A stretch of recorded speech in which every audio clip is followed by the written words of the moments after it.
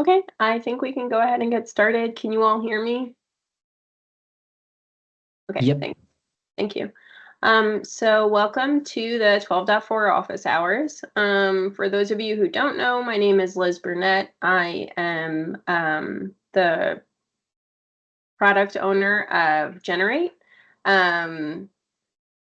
In this upcoming meeting, we will be reviewing the 12.4 release, which should be coming out, we're thinking about end of next week. Some additional documentation. We will also be reviewing the upcoming 13.0 release, our release calendar, kind of just reviewing that and seeing what that looks like over the next several months, and doing an open discussion as well. As you can see there, we incorporate our survey into these meetings as well. We use the survey data to, tweak specific things, edit specific things, whatever works for you all. We've actually received a ton of great feedback from you all that we try and integrate into these meetings just to make them better and more efficient. If you have any questions, I know we have their open discussion at the end of the agenda. Feel free to unmute yourself or throw anything in the chat. Dan will be monitoring the chat, so we can stop and have a conversation or answer a question or whatnot at the time whenever it comes up. And with that, I think I'm going to hand it over to Johnny. Just in time for him to wake up. Let me toss him off of here. So hello, everybody. This feels weird. It's a little later in the day than we typically do these. I was hoping he was going to sleep through it, but I should have known better. So Liz mentioned really quick, I wanted to point this out. Now, we do actually take those survey results and we go through them and we look at ways to try to improve the office hours. And it's sort of changed over the last probably 4 or 5 of these, taking those things into consideration. So one of the things that's been mentioned a couple times is a little more detail in the changes that we've made and why we made the particular change. I'm going to try to do that today, try to add a little more context without going too deep into the weeds. But also I wanted to say that open discussion section at the end, if there's a point in here where I don't like you to like a little more detail on a specific change or a specific enhancement or something that's going in this release, you can ask there and we can do some of that as well. Or I can follow up with you after. I want to make sure you get the information you need, but so I'm going to try to give more detail in this one. And for those of you that participate in the survey, let me know if that's enough, too much, and we'll keep trying to get it better. Okay, so we have a significant change for 12.4. And the reason I'm saying that is if you're going to put this one in 12.4 and you're working on child count membership, those files that are due at the end of July, which is what this release supports. We made a change that you need to be aware of, and it's going to require some action on your part, unless you're a state that is doing this for the first time. So if you're a brand new state, this doesn't really apply. But for any of the other states who have ETL code that you've already built, or maybe you've submitted this file in the past, we made a change that you're going to need to be aware of. So in the staging tables, we have a column called school year in most of the tables, like K-12 enrollment, K-12 person race. And that way you could load records. You could load records for multiple school years potentially, and you can identify the ones that apply to 2024, the ones that apply to 2025, and so on. But not all of the tables had a school year column. And as we were doing work with we're supporting the significant disproportionality development of that BI report, that became a factor that some of the tables had school year and some didn't. It was hard. We were having to do jump through hoops in the ETL code to try to get that to work appropriately for our test data and things like that. So for consistency's sake, and just to make this easier across the board, we went ahead and added school year to the those 5 tables that are listed there that didn't have it. So staging.person status, and then the 4 program participation tables. The impact is your existing ETL code obviously is not going to have that column mapped. So you're not going to have anything that puts data into school year in those 5 columns. So you'll have to modify your current ETL code and add that. It's nothing more than the same thing you're doing in the other tables currently. So like K-12 enrollment, K-12 person race, any of the other tables, so discipline assessments, if you have it in there, you're going to populate school year the same way you were doing it there. But you do need to put data into that column in those 5 tables. Well, specifically for July, the first 2, right? Person status, because that's English learner, and that is required in, I think, membership and child count. And then program participation special education is obviously required for the child count files. So you will need to add it before you run your ETL for those 2. And then also 33 as well, if you're doing 33. Is there any question about that? I want to call that one out specifically and give anybody an opportunity to ask a question before we move on. And of course, I can answer questions later if something pops up. Hey, Johnny, this is Candy. Yes. When you say 33 as well, are you talking about file spec 33? Yes. Sorry. Okay, and it's that they need to do that for that one too. Well, that's in the membership ETL. I think okay. in your case, Candy, I think when Shauna built that one, I think they actually are built separately. Yes. And I'm trying to think, because person status is the table that has the food service eligibility and the direct certification indicator are in the person status table. So yes, it would need to be updated for file 33 as well. All right, thank you. Thanks, Candy. Anybody else? I probably made that sound way more complicated than it is. School year column is in those tables, just populated in your current ETL code. There's 2 other changes that don't require direct action on your part, but I did want to make you aware of, and I put them on this slide. And Ali, yes, they will still work with 12.3. I don't think we had any except you in your comment, if I saw it correctly, sorry, was 52 and 33. Okay. There is a change to 33 that we're going to talk about. And that's in the 12.4 code. So if you're going to take advantage of that change, it is not, we'll explain it in a little bit. So if you're going to take advantage of the change that we put in 12.4, you would have to populate the school year column because it would now be part of the 12.4 release. But no, you could do 52 and 33 from 12.3. There were no changes to the file specification itself. We did add some efficiencies. We're going to talk about those as well that you might want to leverage. So you can make that decision. Long answer, Ali, and I'm not sure I even answered your question.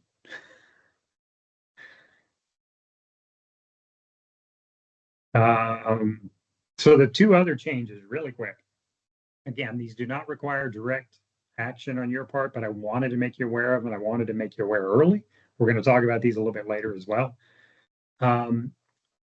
In all of our code and stored in our tables, the file specifications were C and then the 3-digit file specification. So like C033, C002. That's the way it was stored in the tables. That's the way stored procedures were expecting to receive the report code parameter and so on. We had a request from Ed a while back to remove the C. They didn't want anything prior to the file specification number. So not SS, not C. And we finally had an opportunity to get to that work. So we removed the C from generate, basically. So you shouldn't see it in any tables, like the report tables now. If you go to report code, they're just after you apply 12.4. They're just going to have the 3-digit file specification number. Any stored procedure that takes report code in as a parameter is expecting it to be the 3-digit file specification number with no letter on the front or letters on the front. So again, this is nothing you have to change other than if you have any saved queries. Maybe you were querying the report table as part of your debugging, work or something like that, and you have something that says where report code equals C002, you'll just need to drop that C.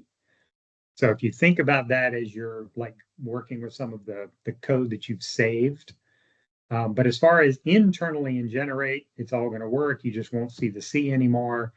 But you may have some lingering queries and things in your system that you've saved or whatever. Just be aware of that. You'll need to remove the C. And then the second piece, we're going to talk about this one in a little more detail as well, is the dim people table. And we talked about this for those of you that are in G3. We had a meeting about this maybe a couple of weeks ago. The dim people table for states that are new, this probably doesn't mean much, but for states that have been with us for a little while, they'll understand the pain for this one. The dim people table, the way it loads, because it is longitudinal, creates a record for every change for a student, and then it sets a new record start, record end. I'm not going to go into a lot of detail about that part of it. But what ended up happening was, so for the data warehouse, that longitudinal data is exactly what you want, because you want to be able to look and say, what did a student's record look like on this date?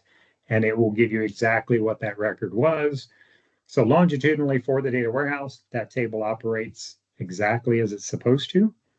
But for Generate's purposes, it added a level of complexity because you could potentially have 3 or 4 or 5, 10 records, right, that are all valid within the, we'll say, 2024 school year, because they, had a change. So one record was good for a month, one record was good, the next record was good for 2 weeks, the next record was good for 3 months. And so you end up with this sort of fragmented record. And then the complexity that added to Generate, because Generate is trying to connect to that table and get the appropriate record, was causing some issues. So we added in the migration code. So again, this is nothing you have to do. You just need to be aware that this is happening, so that as you're, following your data through and you're, validating that data, you're aware of this process. In the staging to fact K-12 student counts, insert fact type name there. So staging to fact K-12 student counts, child count, membership, homeless, whatever it is you happen to be working on. And then that also includes staging to fact K-12 student disciplines and student assessments. We added the population of a temp table. So basically what we did was we have a little bit of code that goes out, reads dim people, gathers all the records that are valid for the school year that you've selected in your migration, pulls them all in, and then, basically grabs a single student ID, the max, so the last record as far as that's concerned, and then sets the date range, the appropriate date range for the full set of records. That way, when Generate goes to join, it's joining to one record. And it makes it much simpler, much easier. It's also more efficient. It's faster. There's no chance, and this is what we were running into before, there's no chance of accidentally joining to the wrong record, or there being some mismatch between the record that was joined to by date and the name combination. All of that is hopefully eliminated with this change, but you just need to be aware that it's there. And again, it's at the top of the staging to fact K-12 student count _ fact type. All of those stored procedures, it's up near the top. It's a small chunk of code that basically just pulls the data into a temp table called dim people. And then you'll see the join later in the code. It's joining to that temp table instead of actually joining to the longitudinal table. So those are the sort of the big changes in this release that I wanted you to be aware of. The first one, you actually do have something that you'll need to modify on your side. The other two are just ones to be aware of.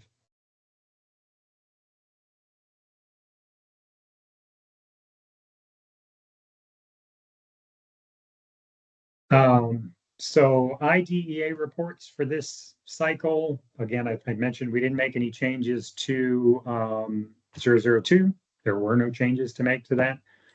But we did have a change for staff for 070. And the issue there was in the metadata itself, the dimension ID that was set for the qualification status for 70 was the wrong dimension ID, so it wasn't getting populated into the submission file.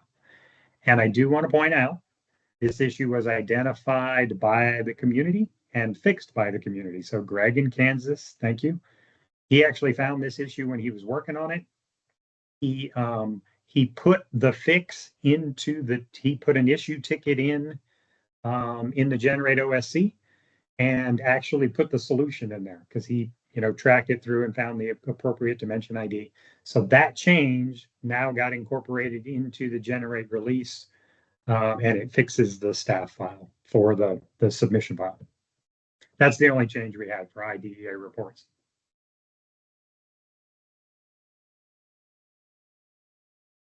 Non-IDEA reports, we had a few.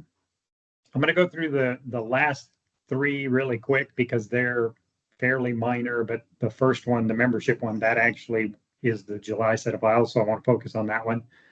So for neglected or delinquent, file 119 was a new file that we started working on, and we were able to develop the code that migrates from staging into fact and dimension, and he's back.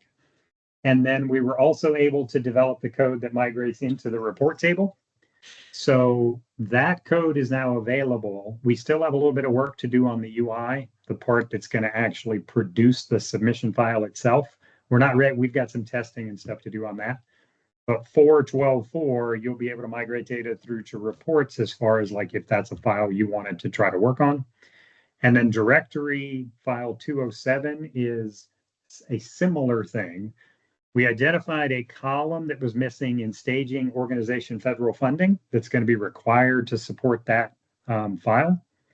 So we put a ticket in for that change in the OSC, in CEDS, and we have all the supporting code ready to go. So as soon as that is approved, we'll be able to add the support for 207. So 12.4 has all the code ready to go as soon as that column is ready. So I'm anticipating in 13, we should be able to support 207, but we have all of that stuff in place. And then 67 and 203 is similar to 119. We added all of the migration code. So we got all of that to work all the way up to the report. So it'll populate the report tables. We are finishing up the UI testing and all that. So you'll be able to migrate that data, look at it, validate it in your report tables if those are two files that you were considering working on, and we'll have the UI changes in the next release. Okay, so to membership, because this is important, these are the July files. The two changes, one is minor, so I'm going to go to the second one. I don't know why I ordered it in this way when I'm going to talk about them completely different.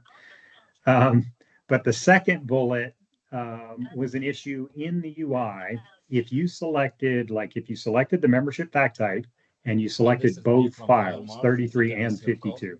You can call me back at 720-72. So if you selected both files, what was happening is it was running them in numerical order, right? So it was trying to process 33 and then processing 52. The problem is 33 has a dependency on 52. There's actually language in the file specification that says only count students that have a count in membership in the 52 file. So the order was wrong. It ran 33, which would produce nothing because 52 hadn't been run yet. Then it would run 52, which would work. So what we did is in the logic behind in the UI, it actually, if you select both files, it runs them in reverse order. So it processes 52 first and 33. So you are safe to select both files and migrate. The workaround previously was just to run them one at a time. Select 52, run it, then select 33. Now you can select both like you can with any other fact type. So the other change, and Ollie, this goes back to what I was talking about. If this is something you're going to leverage, then if it's something you want to leverage, you're going to need to apply 12.4. So previously, Kansas had identified a limitation in generate. So the file specification for 33 says because you have bounce around. There are two data groups in 33 for those of you that may not be as familiar with it. And I am because I've been working with this code just recently. So for 33, there are two data groups. There's the lunch free and reduced counts, and then there's the direct certification counts, two different data groups. The file specification says you can report either one of them or both of them.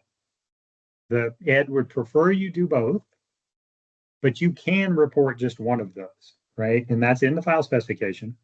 We missed that when it was developed, and we were processing both sets of counts. That was the default. And Kansas pointed that out. So this is a change that went in from their finding this. Now there is a toggle question. So you'll go into toggle under the membership heading. There's a question that says, how do you report yours? Free and reduced only, direct certification only, both counts. And then depending on what you select, the migration will just produce that set of data. Even if you've loaded both. If you load both your lunch free and reduced counts and your direct certification count data into staging, but you select that you only want one of them, then generate's only going to produce counts for that one. And then it also appropriately will only produce 0 counts for the set of counts that you've selected. The default is that it will produce both. So if you were to go into generate now, like once you've loaded 12.4, if you were to go into generate and just run it, it will produce both counts like generate did previously, even if you don't answer the toggle question. So if this is something you want to take advantage of, like I know Kansas does, then you need to go into toggle, make the appropriate selection, and then run your migrations. So Ali, that was the answer to your question. If you want to take advantage of that, you'll need to apply 12.4. If you would typically report, if your state typically reports both sets of counts, 12.3 already did that, and 12.4 will do it as well by default. If you don't go into toggle and select something, it's going to produce both sets of counts, both sets of 0 counts. So I think that answers your most recent question, Ali. I think there's 3 options, and then there's a none selected, I think is the default. It treats none selected as produce both sets of counts as the default way that generate did it previously. Any questions on either one of those? Because those actually do apply to the July files.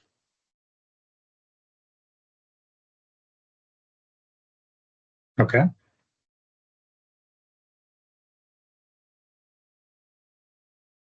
So general changes, we're going to go back over a little bit of what we covered, but there's a few others. So the first one is removing the C, which we talked about, so I don't have to go over that one again.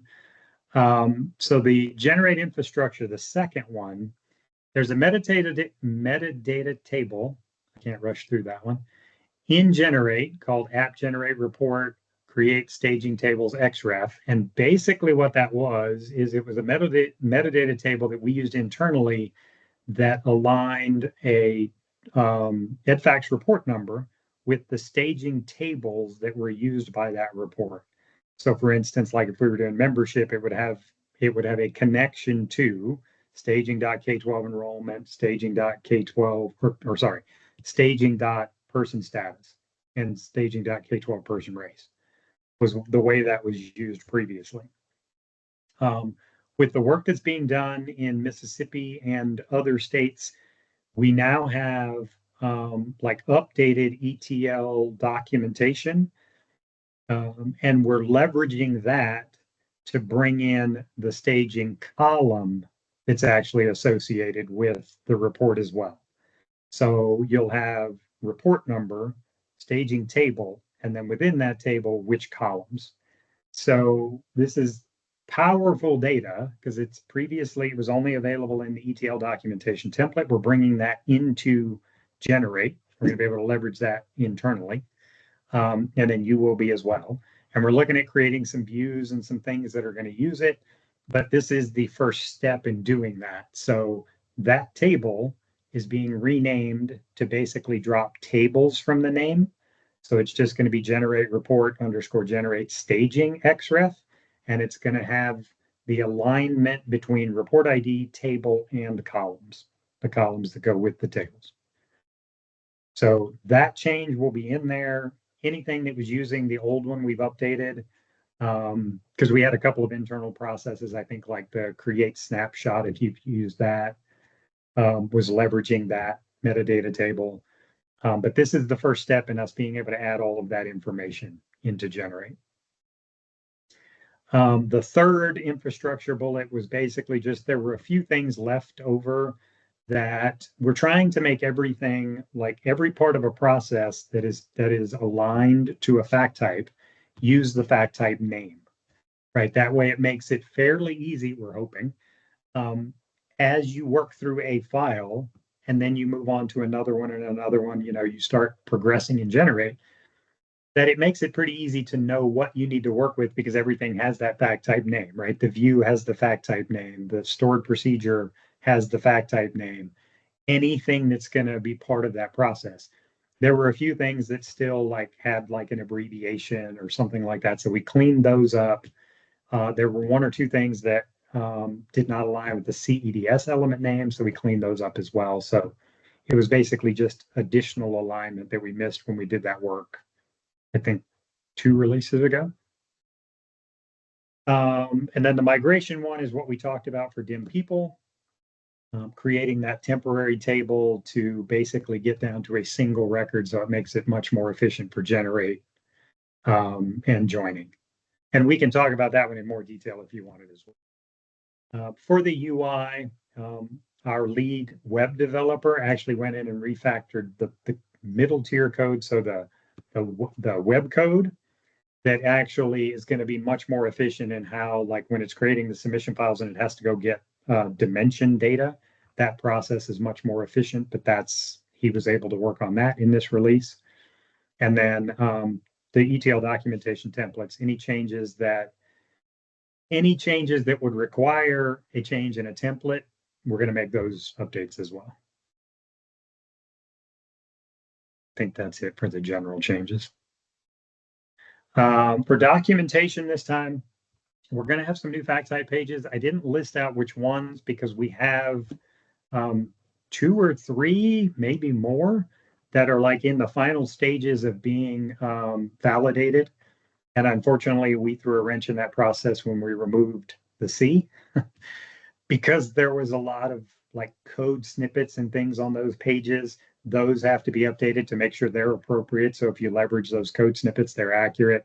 So these would have come out faster, but when we made that change, it meant going back and addressing that.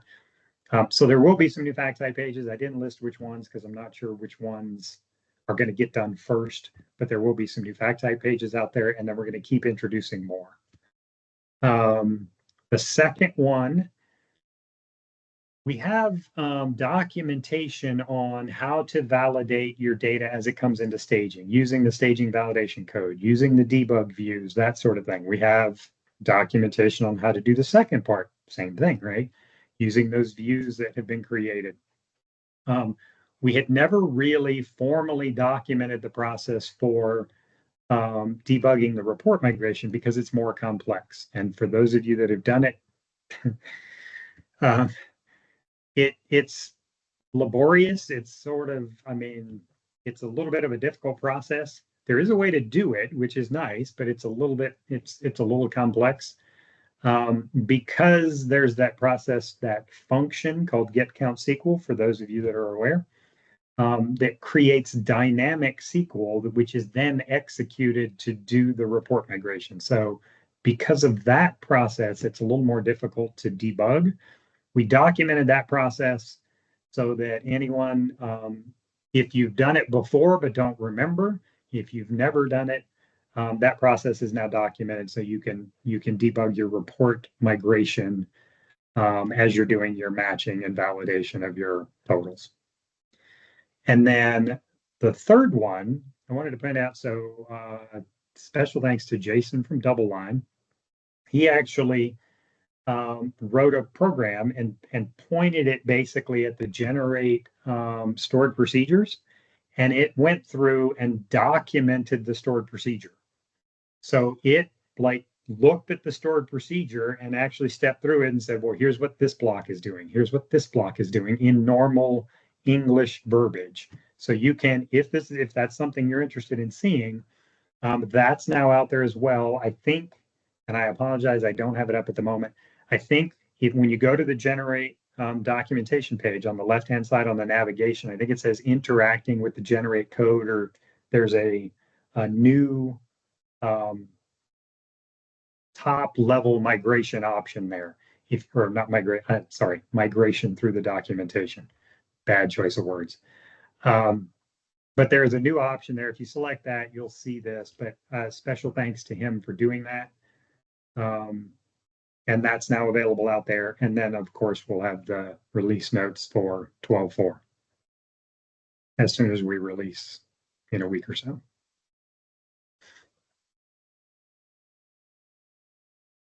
Not going to go into a lot of detail here, but I did want to remind everybody that we do have a Discord, Generate Discord channel.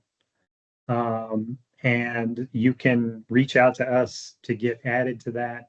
It's a place for collaboration between developers, states, EdFax coordinators, any discussion that needs to happen around Generate. We, the development team, are in there. I know like multiple staff members from CIID are in there as well, like, so to facilitate discussions, add if there's something we can add. But it gives you an opportunity to, like, if you're running into an issue or if you have a question about something, to be able to lean on, you know, state developers, state partners that have done this or may have, you know, an answer, be able to help you. We can also set up like special chats, like a standalone chat on a specific topic if it's big enough and requires that. And I do want to point out, Lee asked a couple of questions. He's really active on there, like, and he's always willing to jump in and help with, you know, anybody that has questions. So anybody that wants to join that community, you can join. You can, you know, jump into whichever conversations you want, just monitor what's going on. But it is a good place for us to sort of everybody to keep track of what's going on. I'm not going to go into a great deal. I just want to remind everybody that Discord is out there. And if you haven't had an opportunity to join and you can, it's probably beneficial. Preview. Oh, and I did want to mention, because I completely forgot before, and I apologize. I did want to give a shout out to Shauna in Kentucky. That dim people work that we were talking about, she actually, her and I worked on that together. We were working on it for their discipline. When we were doing discipline work this past cycle, that's where we tested this process out to make sure that, you know, it was doing what we wanted it to do. It was pulling the appropriate records. It was, you know, filtering the way we wanted it to filter. So thank you, Shauna, for that, all of that work, and that we were able to get that into the release. The preview for 13, I didn't go into a lot of detail for this one, but the file updates, obviously, anything that, you know, if there's a file specification change, we will try to incorporate as many of those as we can in the 13 release. The 13 release itself is not directly targeted at a specific file submission window. So generally, like any general changes, and this is also our like larger development window. So we get to tackle some bigger development projects usually with the numbered release. And then we also have, this is where we also try to incorporate any of the CEDS changes. So if CEDS has made changes to the data warehouse and released, you know, those changes, or elements changes, any of that stuff, anything that needs to be incorporated into Generate, we would do that. So the UI improvements, I think we didn't go into specific detail. One of the big ones that we're going to have done, which I think is going to be really nice, I'm hoping, is when you go to the report page and you pull your results for any particular file. If you've done this before, for those of you that haven't, I'll try to paint a visual. It basically will show you in a grid format all of your totals. So let's say if you're looking at 002, category set A, depending on what makes up category set A. I think it's, I don't remember. Disability, we'll say it's disability and race, those two. So you would have a column for every school with the counts by disability type, by race, and you'll have all of these counts across a grid. Right now, those are static. You can download that. You can export that into Excel. There's, ways that you can interact with that information. And then, of course, you can create a submission file if you're more comfortable looking at it that way. But one of the things that you do in debugging is if the generate total doesn't match your total, right, as you're doing this work, then one of the things that you always have to do is you have to figure out, like, okay, which students make up the generate count, which students make up the count you were expecting to see. And then you identify, the one or two that might be different. And then that you focus on them and figure out why. Either generate counted them or didn't count them, whichever way the variance exists.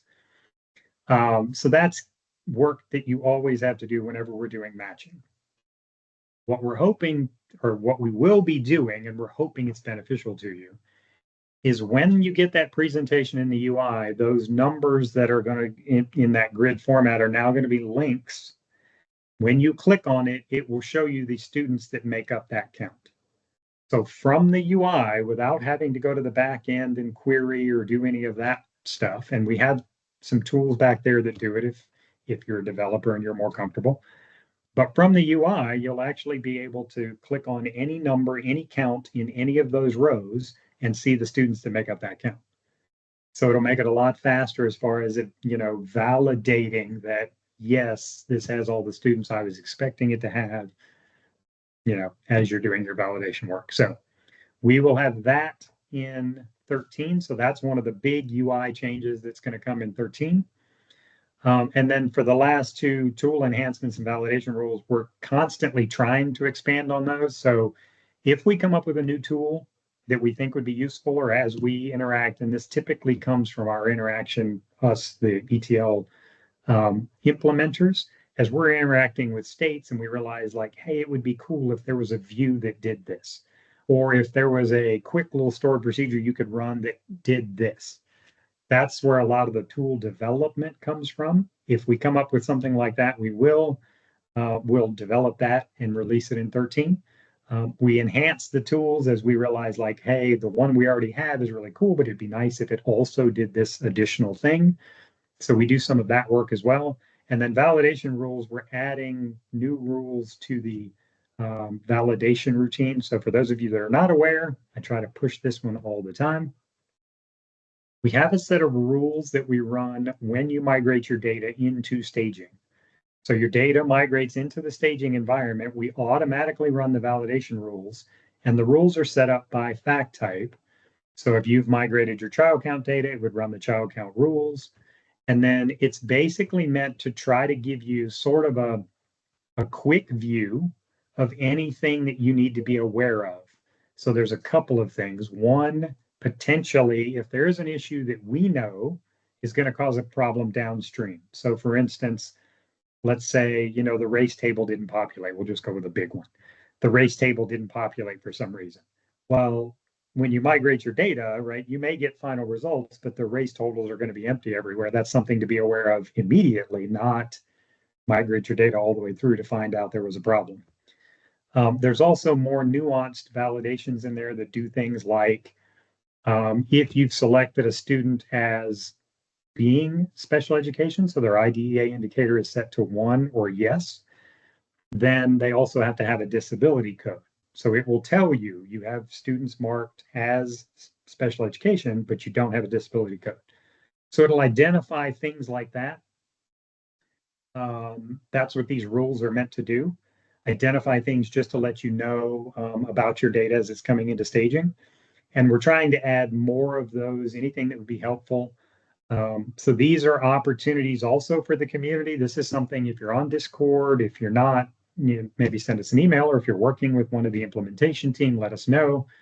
If there's a validation we could add that would be beneficial to you, like check something as that data is coming in, we can add those rules. So we would love to hear from you if there's stuff we're not checking for currently. And then we're adding more rules for additional file specifications as well. So that's what we have on tap for 13. Well, high level on tap for 13. And I think Liz is going to talk about the calendar. Yeah, thanks, Johnny. Any questions or comments before we review our calendar?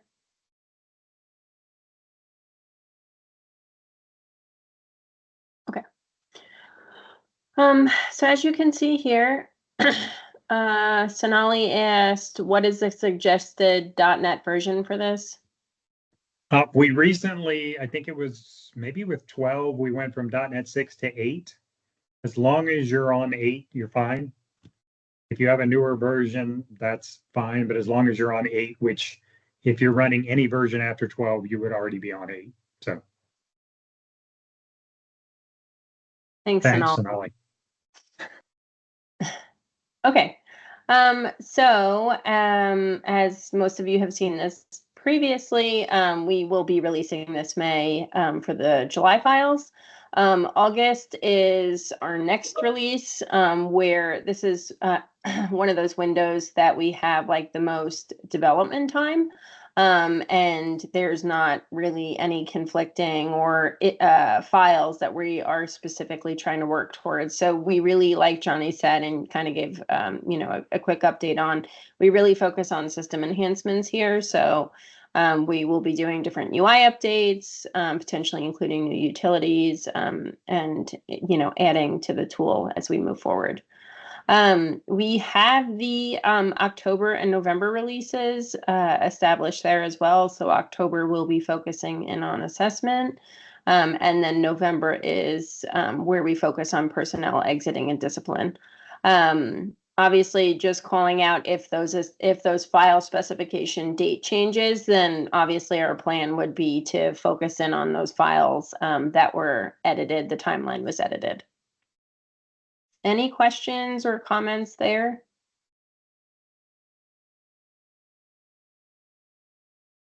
Okay, we can move to the next slide. Okay, and then like we spoke about earlier, this is our evaluation. Like I said at the beginning of the call, we do use this information to try and better serve you all. Dan just threw the link directly in the chat, and then I think you can actually click directly on the link here in the slide. So again, it's really helpful for us. We try and make this most effective and efficient for you all. So if you have any sort of feedback, good or bad, we'd love to hear it. And then I think, if I'm remembering correctly, we're really just kind of opening this up for conversation. So if there's any questions or comments, I'm going to mute myself. If you don't have anything further, feel free to drop. And yeah, thank you for joining. It was good seeing you all and talking to you. Yeah, so this is the open discussion time. We're going to leave this slide up. So for those of you that want to take advantage of the survey, but we can now, if there's something that like I said at the beginning, if there's more detail you want on anything we talked about, or if you just have a different question or something you want to ask, this is an opportunity for that. Hey, Johnny, this is Jeff. Yes. Hey, how are you? Good. I got a question about the dim people, just real quick. Yeah. So the temp table, the changes are really that it's how it's using the existing data in dim people. We didn't change how we're writing to dim people. Is that correct? That is correct. It's still doing okay. So Jeff, and I didn't get into this because this is probably more developer, more detailed, but this is a temporary solution that because we had talked about like a more permanent change. Mm-hmm. And we still have out there where we're thinking we're going to create, I think this is going to be the final name, but just in case. So we'll have dim people current. The dim people table as it exists now will stay the same. We'll have a dim people current table, which will just store the current information, and it won't have name. It won't have some of those things in it. So it'll be simpler. This is a temporary fix until that solution can go in, because that's bigger But yes, it is not changing at all how data goes into dim people. It's basically just going to take, and I can send you that code snippet if you want to see it. It's basically just querying the table. It's getting all of the records that are valid for, we'll say 2024. It's getting the minimum start date, the maximum end date, taking the maximum dim person ID. So it creates one person ID, the full range. It gets if they have multiple birth dates, it gets the max birth date, just in case that one's risky, but we're hoping there's really not that much variance in birth date. It basically gets all that information, so then Generate only has to connect to a single record.